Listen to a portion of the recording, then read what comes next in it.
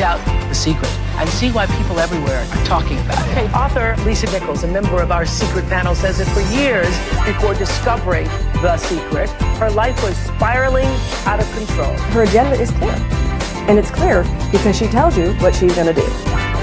Completely disarming.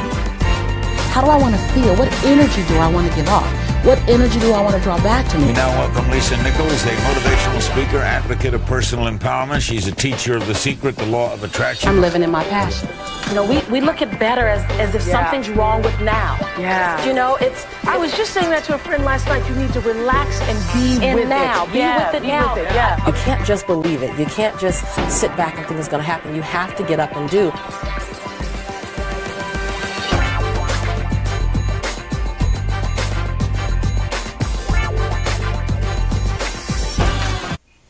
Hey everybody, welcome back to another episode of the Sue Ham Show. And as always, we have electrifying, dynamic guests. And my goodness, today I have one of my sheroes, the great Miss Lisa Nichols. How are you doing, Miss Nichols?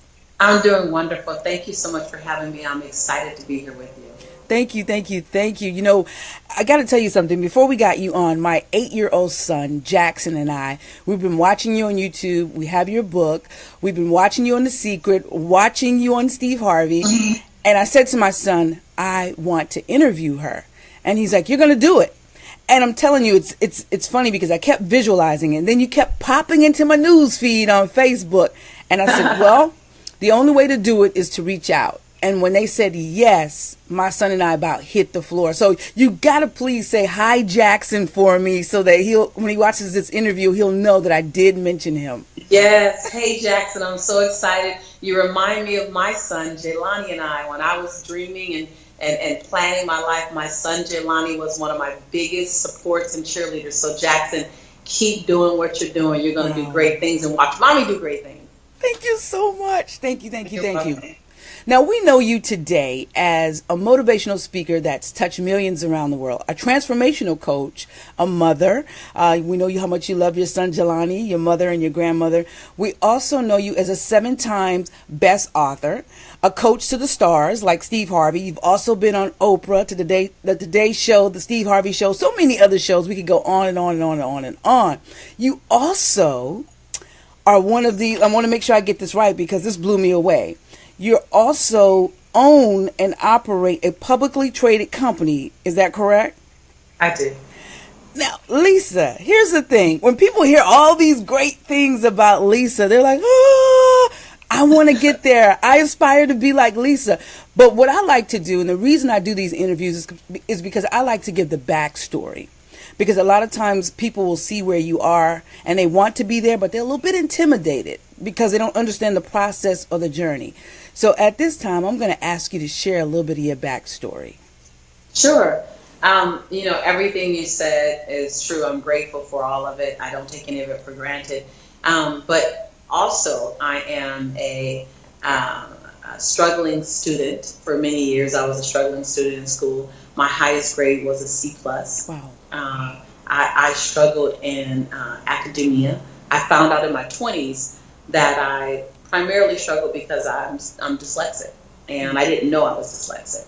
So I'm functionally dyslexic. I teach better because I have to learn so thoroughly, and so I teach thoroughly.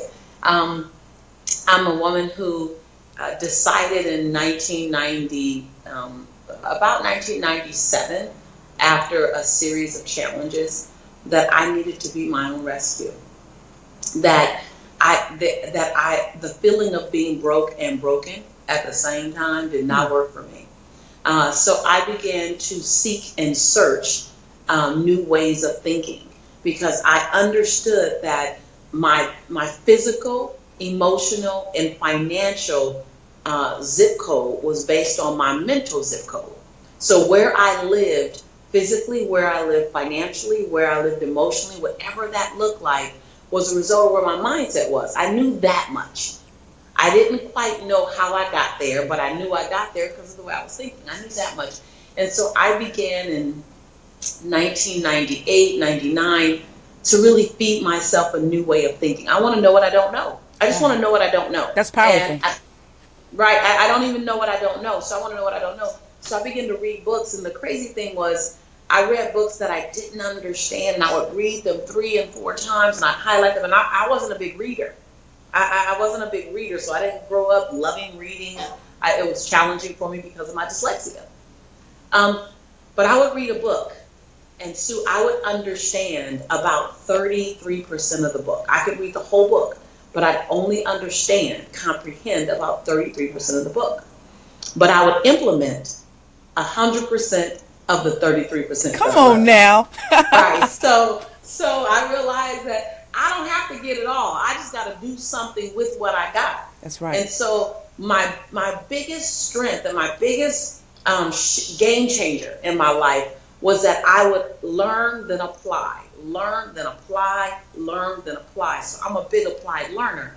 And action, Joan Baez says, action is the antidote for despair. My coach told me that years ago, and she would always say it. And I realized, wait a minute, hold on. Anything that I don't like in my life, anything that I want to shift in my life, if I give it action, it has to shift, because energy grows where energy goes. If I want something to have more energy, give me more good energy out of it, I need to put more energy into it. And so I am the little engine that could. I am that little girl, I'm that little boy that you never saw them coming. They were that C average student that didn't quite show up on the Richter scale anywhere, but they just wouldn't stop. It's like that Rocky movie, Rocky 19, where you know Rocky's going to get beat up, you know he's going to be on the floor of the ring, you know he's going to be bloody, and then we all know he's going to get up. That's it. Which is why we watch it again and again and again. And it's the hero's journey. I think why people love me is everyone loves the hero's journey. And I'm not saying I'm a hero or a shero, but I am saying I'm the little engine that could, that no one thought could do it. I didn't even think I could do it. I didn't go fast. Right. I just kept going. Right. I didn't go fast. I wasn't the fastest kid on the block. I wasn't the smartest kid on the block. But when everyone else went to sleep, I was still Gotcha. But, well, let me say this. You're my shero, so I'll say it. I'll say it. Now, I remember reading about and listening to you about the story of Jelani wearing towels because you couldn't afford Pampers. Please, will you share that story? Because I want people to understand the process. I want them to understand that there'll be good days, there'll be bad days, but it's how we handle those days. Absolutely. Absolutely. Yes. And 1994, Jelani was 8 months old, and I ran out of Pampers, and I went to the cupboard, saw I had no Pampers, so I went to the ATM, and with my ATM card to get $20 out to get some Pampers, and it said insufficient funds, $11.42. And I remember in that moment making a decision that I didn't want to call my mom, and I didn't want to call my dad, because this was my child. Right. That this was my responsibility. And I was embarrassed. I was embarrassed that I didn't have, literally, and at the time you can buy the $13 Pampers, bag of Pampers, or you can really buy like a $5.38 bag of Pampers, because they have the smaller. I couldn't afford either one, because I couldn't get $5 out, because you have to have $20 in to get $20 out. And I was just embarrassed. I couldn't scrape up the change at my house. I didn't have enough change. I'd already been through my change. And so I went home, and I had to wrap my son in a towel, a series of towels, for 2 days. And on the second day, first day I cried. I was just broken. I was embarrassed. I was watching my son lay on his back with these towels wrapped around him, and trying to take the towel off as soon as he wet it so that he wouldn't get a diaper rash. And on the second day, I started getting sick and tired of my misery, because I just cried all night. I wouldn't answer my phone. I just ate some poor dinner, and I was like, wow, this is where you are. Like, this is where you are right now. And then the second day, I looked down at Jelani, and I put my hand on his little stomach, and I said, don't worry, Jelani. Mommy will never be this broke or broken again. Wow. And so initially, Sue, I didn't pursue success. I'm going to be quite honest with you. I didn't pursue mastery. I didn't pursue being a 7-time bestseller. I didn't pursue taking my company public. I didn't pursue touching millions a year. I didn't pursue running a multi-million-dollar business. I didn't pursue any of that. I was trying to outrun broke. Let me be really, really clear. Let me be really, really clear. Wow. We can make this all sexy. We can make it sound amazing. And we see where I am today. But sometimes your initial motivation isn't wrapped in a red bow. Your initial motivation is wrapped in sandpaper. Sometimes you don't even know what you're pursuing. You're just getting the heck away from something. Yes. So all I was doing was getting as far away from $11.42 as I could. I didn't quite know what I was running toward, but anything that looked like that, I didn't want anymore. And so I knew that I had gotten myself to where I was based on what I knew. So I knew I didn't know enough. And that's why I started picking up books by foreign. If it was about money, prosperity, success, and mindset, I picked it up. Because I knew nothing about money, prosperity, success, and mindset. I knew about family, and I knew about faith. Yes. I didn't know about transforming my bank account, transforming my mindset, transforming my reality, transforming my lifestyle. I didn't know about that. So I don't want to read about what I know. So I'm going to be quite honest with you. For every one spiritual book I picked up, every one book on faith and affirmations and prayer, I picked up 3 books on mindset, success, and financial wellness, and how to write a budget, and all that stuff. So I just wanted to reinvent Lisa. I wanted to reinvent Jelani's mother. And I gave myself 18 years to do it. So I didn't give myself 2 years. I didn't give myself, 3 years. I gave myself 18 years. And the way I did that was, I said, by the time my son graduates from high school, he should have a life that's barely recognizable. I didn't say a little different. I said barely recognizable. So when Jelani graduated from high school, that same baby that I couldn't put Pampers on, I looked at him 6 months before he graduated. I said, son, I want to give you a rites of passage experience because we should have one. The Jewish community has one. The Latino community has one. We should have one. Yes. So I said, what do you want to do? He said, I want to cook. At this time, he knew he loved cooking. He said, I want to cook. I said, where do you want to cook? He said, all around the world. And so I sent Jelani, that same baby at 8 months, I sent him at 18 on an 88-day international culinary externship tour where he cooked in the British Virgin Islands for 34 days.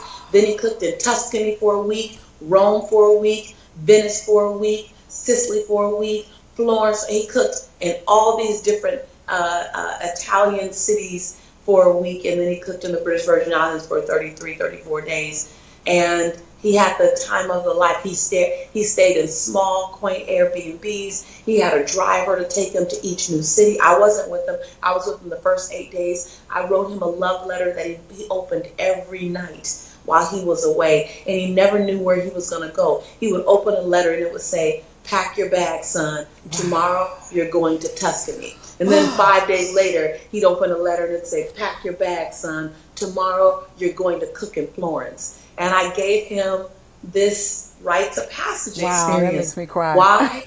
Because that's the baby that I wrapped in a towel. So he deserved to have this amazing, life-changing experience. That makes me emotional, and I don't even know why. You're a mama. And you're like, okay, I got 10 years. Yes, that's exactly. I know what you're thinking. You should be thinking. I told you the story to make you think that. Wow. I mean, really, while you were saying, I was like, I got 10 years. 10 years to make this happen. And look what you can do in 10 years, girl. 10 years. Because 1, it's not a rush. Right. 2, you're equipped. 3, you got all the resources around you that you need. You don't have to make it up. I made a lot of it up. I wasn't able to talk to any of my mentors. I wasn't able to talk to any of my sheroes and my heroes. I just read their books 100 times. So you got a lot at your fingertips. Yeah, in 10 years, you can blow his mind. Wow. And thank you so much. Listen, I know I'm doing this interview for my audience, but this is so for me right now. I'm telling you. As I want to borrow one of your words, this is delicious right now. I'm telling you. Yes. Let me ask you something. And I guess you kind of touched on it, and I know your son is a big part, but why do you feel obligated to your calling? I know your calling, well, I shouldn't say I know. I feel like a big part of your calling is to help transform the lives of others.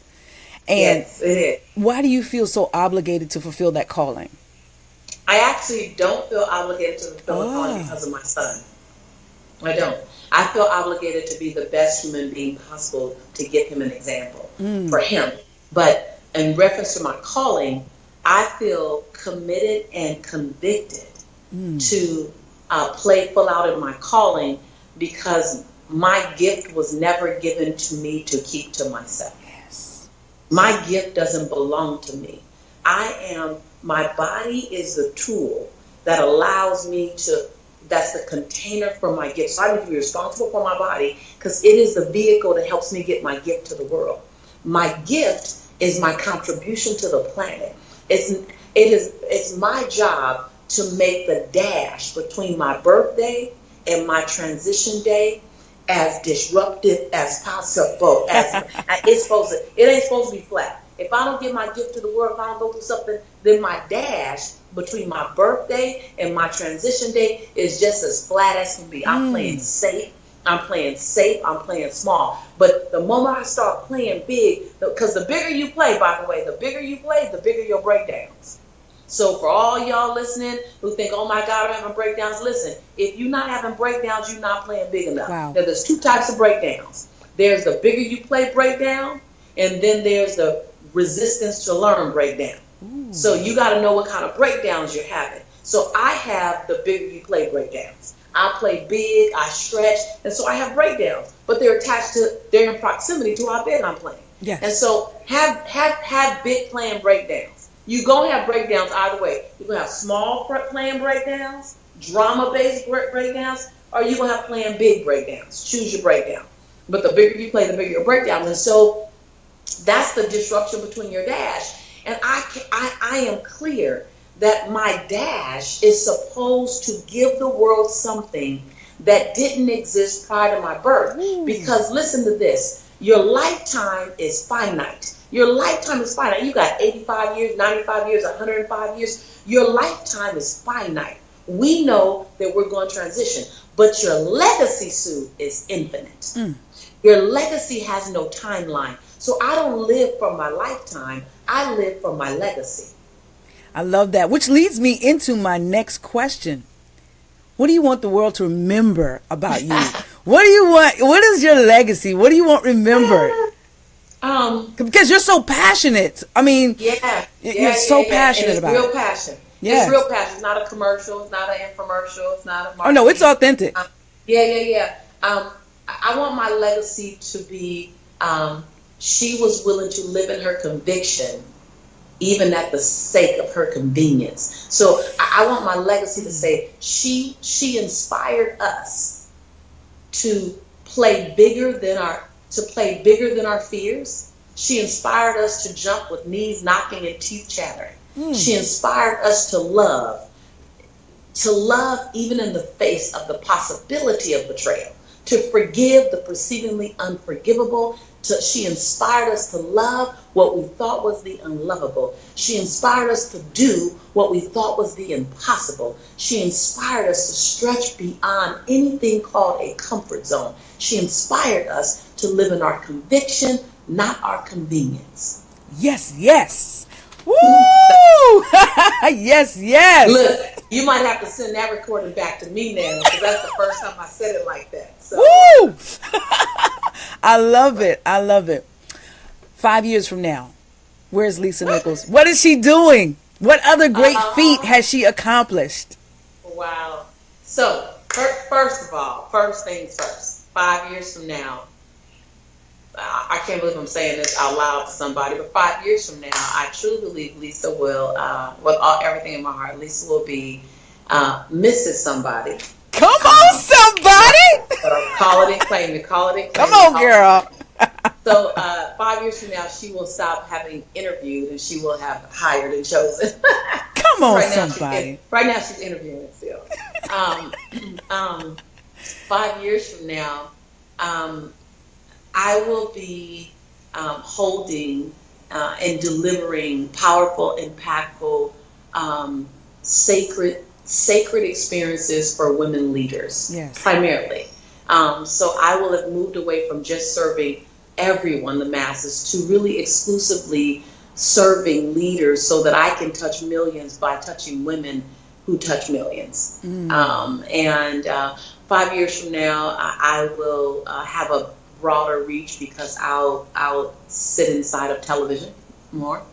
5 years from now, the Lisa Nichols life story will have been out, or on its way out, From Welfare to Wall Street. Yes. I'm just saying that's a working title. 5 years from now, I will be facilitating a phenomenal experience for my mother and my father. God willing, they're still with me. I will be focused on what kind of daughter can I be in that season, and what kind of mother, adult friend and mother to my son can I be, and to his life partner, ideally, he will have. 5 years from now, I will be 2 steps or 10 steps closer to doing my ministry work. I believe that 20 years from now, I will have amassed enough financial wealth to take care of my lifestyle and never have to work again. And this is my 20-year dream, because you got to think real big, real long when you're gonna play. When you're gonna play as big as I play, you gotta walk it out 20 years. But 20 years from now, I see myself spending 6 months out of my year in third world countries with women in villages, and just sitting in small villages and inspiring the young girls, and using my friend circles to help create radical financial change, bringing water and education and clothing and health and sanitary napkins and all of the things that we don't even think about to villages and origins of the world. That's everything for them. So I see myself in 20 years. That's what I spend 50% of my time doing. I live by country, so by international. So I'm living in 3 different countries. 5 years from now, I'm living in 2 different countries. So I'm interviewing Barcelona right now. It's my 3rd time here in Barcelona in 1 year. So right now they're looking good. So just touching the world, broad and intimate. Broad and intimate. I love that. Broad and intimate. You know, you're a long way from having an office in your closet.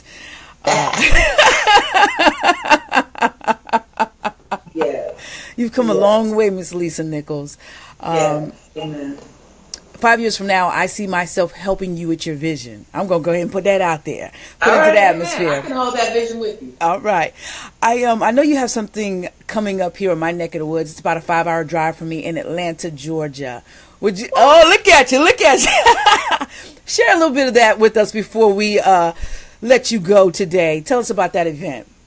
Well, what's really exciting is literally before you and I jumped on this interview, I spent the last 90 minutes prior to, or 2 hours prior to this interview, writing the curriculum. Oh, wow. For that very event. So talk about fresh off the press. So I am a believer that everyone has a voice and everyone has a message.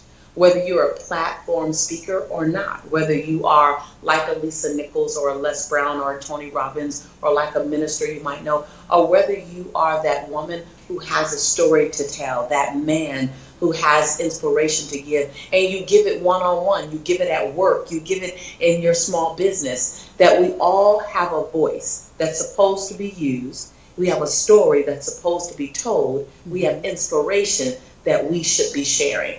And so my event that's coming up in Atlanta teaches you how to master your voice, how to own your voice, how to impact others and create a tidal wave, a tsunami with your message. Yes. How do you inspire people for a movement, not a moment? Like, that's what you want to do. It's like, I want to inspire people for a movement, not a moment. How do you do that? How do you do that in the oral sense? And then how do you do it in the written sense? If you want to become a author, maybe an online course or an offline course or a book or a program. You want to become a speaker, or even if you don't want to become a speaker, you just want to master speaking.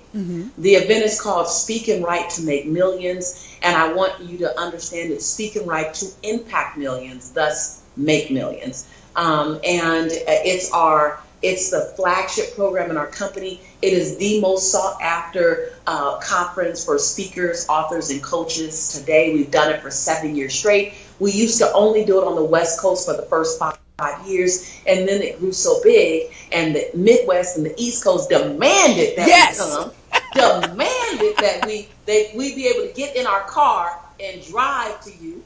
And so this is the third year that we have been on the East Coast going to Atlanta. We expect to have a packed house, standing room only. We expect to have to turn people away. We do it every year. I was told this event is a cross between an intensive workshop that teaches you life skills, written skills, and speaking skills, an intense revival that teaches you how to get out your own way, how to push past where you normally would say no, how to let the divine in you come out to serve the divine and touch the divine in others. And it's a very intense 3-day party. Yes. Because ain't no party like a Lisa Nichols party. Oh, I've seen snippets. Right. I'm serious about my parties. And so it is a fusion of how do I get the content I need to tell me what I don't know, to have me do what I haven't been doing, to have me get the life that I know I deserve. Yes. Tell me what I don't know, to inspire me to do the things I haven't been doing so that I can get the life I know I deserve. That's very methodical, very intentional. And then how do I serve and celebrate the God in me, the Spirit in me, the anointed part of me? How do I tap into that, move out of my own way, stop saying no when I want to say yes, and stop saying yes when I need to say no? Inspire me to do that. And then how can I hook my caboose to the train of a lot of other people who are moving and shaking at my same vibe, at my same pace? We have people coming from over 24 different countries into Atlanta to make it happen. And so, it's going to be it's going to be a game-changing weekend, November 3rd through the 5th. I tell, if you are busy, move the mountain, change your schedule. I promise you, this is the place that you want to be. If you really like, okay, 2017, 2018 and beyond, that's my game-changing time. I'm ready. I've been ready. It's overdue. That's where you go for that, because I give 360 experience. I want to touch your heart, your soul, your mind, your content, your pocketbook. I want to put you in. We have an exercise that connects you with the people you need in the room. So I'm going to turn you to the other 400 people in the room to make sure you get some team before you leave. You don't leave alone. It's amazing. I simply produce what I needed. Wow. I love it. Tell us how we can be a part of this. What's the link? We need that bad boy. Right. Well, one of the things I'm really clear on is I knew a very long time ago that I was going to be in a position where I wanted to inspire others to really stand in their greatness and inspire others to do next level. Once I turned the corner, and I got to tell you, I didn't know I turned the corner until I was sitting next to Oprah and across from Larry King, and I literally got the memo like, I think things have changed. Oh yeah, they have. When I'm breaking bread with Stedman, and I'm having lunch with the Queen of Swaziland, and she's cooking for Jelani. I'm kind of going, okay, God, I think it's changed now. The first thing I wanted to do was I wanted to begin to ask, how do I make sure that I give other people access to this? How do I make sure that I give other people access to this? Because I don't want to be the only person with this information. So that's why we do the workshop. So if you go to www.speakandwrite, that's speak, S-P-E-A-K, and A-N-D, speak and write, W-R-I-T-E, workshop.com. That's speakandwriteworkshop.com. That's where you go to register. We started out with 400 seats. I think we have probably about 75 seats left, something like that. We have VIP registration. I think we have maybe a few of those left. VIP, you come a bonus day. You get a whole VIP. I just finished the VIP curriculum. It's off the chain. You get a whole extra bonus day of content. But really where the juice is you get 2 hours of just Q&A lunch with me and my coach. Only the VIPers. So you bring your burning questions and we'll bring our sizzling answers. That's that time people invest a lot to get coaching from me. The VIP group, you just get to come and just get to laser those questions. We have a VIP networking mixer. We have VIP special gift bags. We have an event in my suite just for VIPs. And so it's just a beautiful, beautiful extra VIP. We had 150 VIP seats available. I think we are somewhere around 7 seats left. And so, speakandwriteworkshop.com. And just all I recommend you do is get 8 hours sleep for 8 days before you come. No, I'm not joking. I said intensive workshop fused with a very powerful revival-like, fused with a 3-day party. I'm just saying. I'm saying eat your Wheaties, hydrate. No, come in, hydrate. I'm not joking. People think I'm joking when I say this before, and then they come and they go, "You were serious?" No, I'm serious. This ain't a race. This is a marathon. I'm coming for your breakthrough. It's about endurance. I'm coming for, but I'm coming for your breakthrough. So hydrate, B12, eat your Wheaties, get your sleep. That's all I'm saying. Okay, when you put it like that, I know you're serious. This is the formula for success, guys. I'm serious. And just think about it this way. 23 years ago, I was blessed enough to wake up. And the first thing I said was I need to change my mindset. And I began to run after content to change my mindset. So what do you think the first thing I'm going to do for you when you come? I'm going to give you a buffet of mindset. A buffet. But then I'm going to top it off with how about we get into action before, keyword, before you leave this workshop. Because I know applied learning. I told you I learn, apply. Well, I'm not sure what you're going to go home to. So how about I have you learn and apply right there in the same zone? I promise you, game changer. If you play full out in that workshop and you don't get any value in 3 days, just walk up to one of my team members and say, I didn't get my value. We will give you a full refund, no questions asked. I promise you. But you got to play full out before you do that. Absolutely. Last 60 seconds, some motivation. Drop it for them. Listen, some of your best motivation won't come wrapped in a gift bag. It will come wrapped in the sandpaper. It'll come wrapped in a divorce. It'll come wrapped in a betrayal. It'll come wrapped in being fired. It'll come wrapped in not having enough money. Some of your best motivation to get up and get busy and get in movement may come wrapped in the very experience you wish you didn't have. All you need to know is that it doesn't matter what knocks you down. All that matters is what's going to get you back up. That's all that matters. I love you. Did I say that already? I love you too.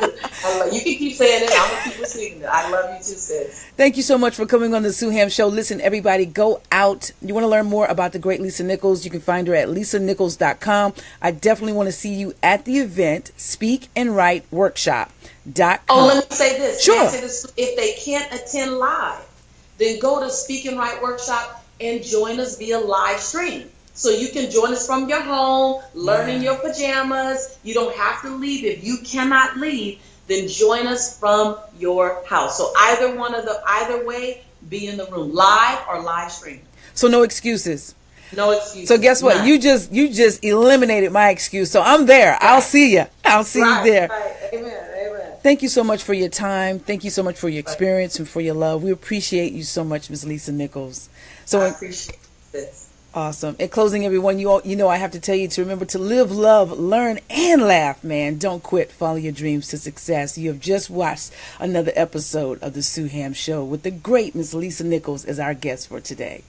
All right, everybody. Enjoy your life. Rock it out, baby. I'm Sue Ham. Peace. Bye-bye.